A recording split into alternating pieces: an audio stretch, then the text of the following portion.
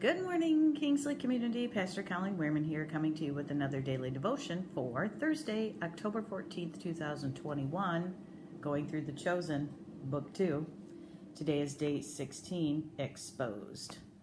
Comes from Luke 8:37 through 39. Then all the people of the surrounding country of the garrison asked Jesus to depart from them, for they were seized with great fear.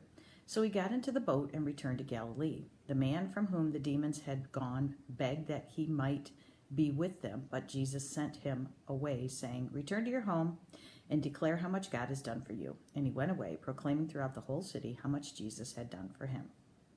So the writers write two totally different reactions to Jesus. On the one hand, there was a man who was possessed with a legion of demons, a legion. The demons drove him from his home and family to live among tombs, where he shrieked naked at all hours and was so dangerous and violent that no one dared even pass by. That's from Luke 8:26 through 36. So if you want to know about the demon-possessed man, read a few verses before 37 in Luke 8. So basically, the things horror movies are made of. He responded to Jesus by begging to go with him. On the other hand, there was a large group of people who were apparently more afraid of the guy who got rid of the demons than they had been of the crazy demon horror movie man. They begged Jesus to leave. Interesting. So Jesus sends out these demons out of this man into, I think, some pigs, and they drown themselves. And so the writers write, which sounds so strange when they beg Jesus to leave, but it is actually unique. But is it unique? Because, spoiler alert, Jesus was ultimately rejected and crucified by people who'd witnessed all kinds of miracles, not just this one.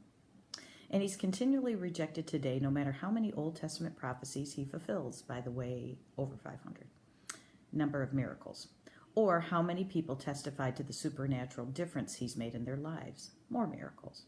Some people want no part of Jesus, and why is that? No doubt there are unique reasons for each individual, but Jesus offered one overarching explanation, and it isn't flattery. He says in John 3:19 through 20, "And this is the judgment. The light has come into the world, but people love the darkness rather than the light, because their works were evil.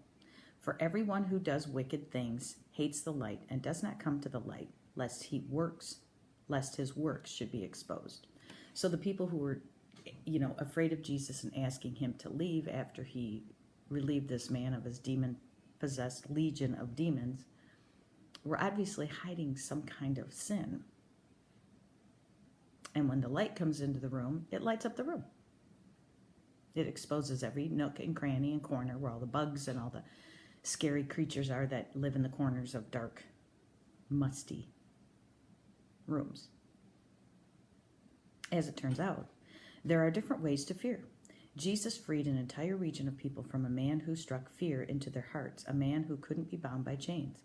Yet the miracle Jesus performed also caused the people to be seized with great fear, because Jesus' light exposes more than just the wrong among us. In other words, the possessed man wasn't the only one with issues, and Jesus' actions and their ramifications demanded a response the people weren't willing to give.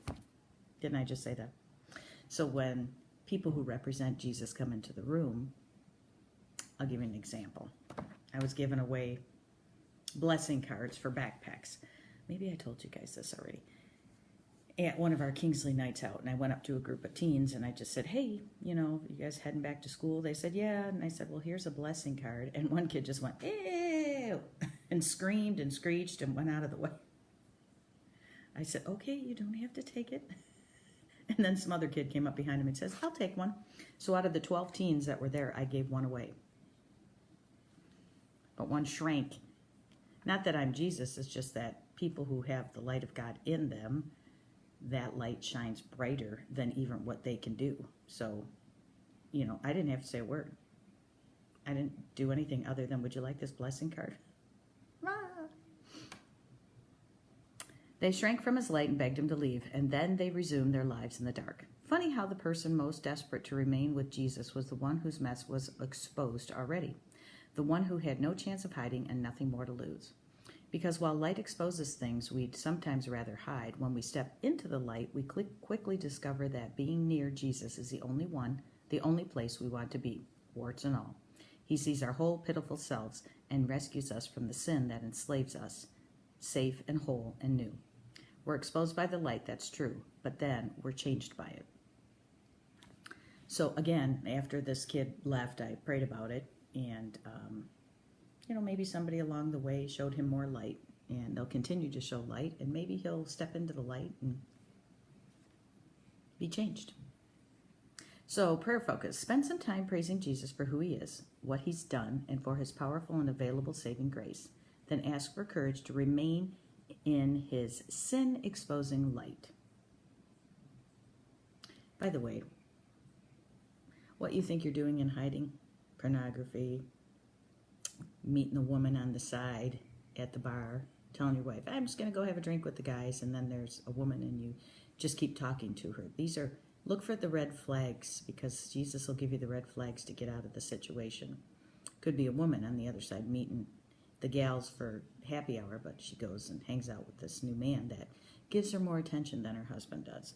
And men, go and seek out these women, or these women show up,